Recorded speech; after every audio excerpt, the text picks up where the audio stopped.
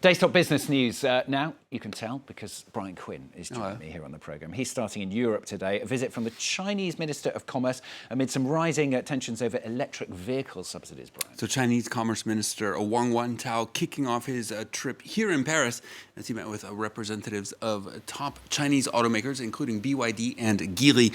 It comes amid an investigation by the European Commission into whether or not Beijing is unfairly supporting the Chinese EV sector via government subsidies. Up to now, China's manufacturing prowess in electric cars for sale here in Europe has mostly been in the service of European and American brands. Tesla, for example, builds many of its cars for sale in Europe in China. But Chinese brands have been making inroads and are expected to account for at least a quarter of EU sales by 2027. Europe says Chinese state aid like free land for factories, low-cost loans, and heavily discounted electricity may amount to unfair subsidies. The U.S. already has import tariffs of 27.5% on Chinese EVs. Brussels is now considering raising its import duties from 10% up to 15%. Wang says accusations of unfair state aid are groundless. Here he is. China is comprehensively advancing high-quality development and promoting Chinese-style modernization, accelerating the new quality productive forces, and creating a business environment that's market-oriented, governed by law, and internationalized. Now, meanwhile, the US Treasury Secretary Janet Yellen visiting China with a similar set of complaints. So Yellen wrapping up a 6-day visit to China, during which she has met with Premier Li Qiang, as well as a host of other officials, including business leaders and academics. Key among America's concerns there is what Washington is calling overcapacity in the Chinese manufacturing sector, particularly with regards to green energy supplies like solar panels and batteries. U.S. officials worry that a major demand slump in China's domestic economy is pushing Beijing to lean on exports, flooding the global market with cheap supplies and thus hurting efforts to build up the West's own green energy manufacturing sector. Yellen pressing that case with Li and China's central bank governor on Monday. She has been keen to focus on the importance of maintaining good communication between the world's top two economies in an effort to minimize the risk of cross-border financial crises. Here's Yellen.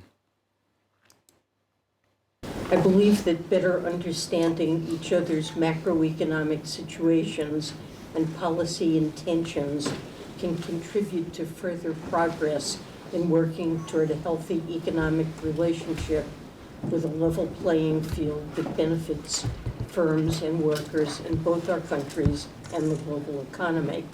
Janet Yellen there. Let's check in then on the day's trading action, Brian. So Chinese indexes are mixed on Monday as investors wait for new inflation data due out later in the week. Shanghai is in the red by nearly 0.5%. Shares in property developer Shimao, meanwhile, are down 16.5% in Hong Kong amid a new request from state-owned China Construction Bank to begin liquidation proceedings.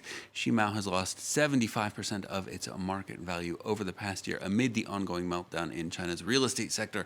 Hong Kong, though, still managing to eke out some daily gains. Here in Europe, investors looking ahead to the next European Central Bank meeting on Thursday as a hotter-than-expected U.S. jobs report complicates the picture for a possible interest rate cut from the Federal Reserve there.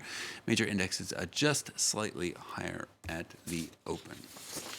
Now, finally, for business news for you, this is a deepening spat now. We do like a deepening spat. This is between Elon Musk and one of Brazil's top judicial authorities. Nothing we like more, Stuart. Musk says he will reactivate accounts on X that had been ordered blocked by Brazilian Supreme Court Justice Alexandre de Moraes. Moraes is investigating what he calls digital militias, spreading disinformation and hate speech in the service of former far-right President Jair Bolsonaro. He's now added Musk to the list of targets in his investigation. Liza Kamenoff reports. Elon Musk is calling for the resignation or removal of a Brazilian Supreme Court justice, launching a series of attacks on his social media platform X. This judge has brazenly and repeatedly betrayed the Constitution and the people of Brazil. He should resign or be impeached.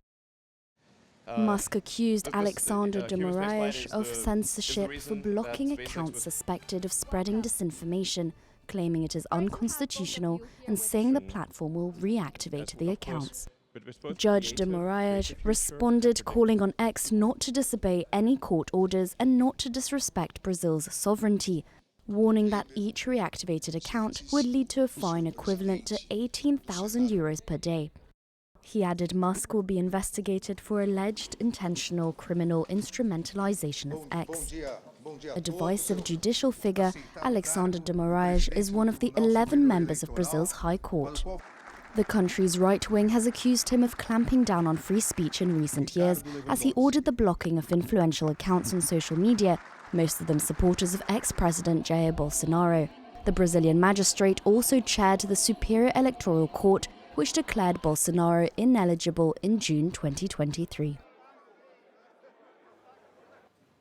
So never a dull moment with Elon Musk. There could be some serious consequences for X, formerly Twitter, in Brazil. We'll have to see how that shakes out, Stuart. We shall follow that deepening spat on France 24. Thank you very much, Brian Quinn, with the business.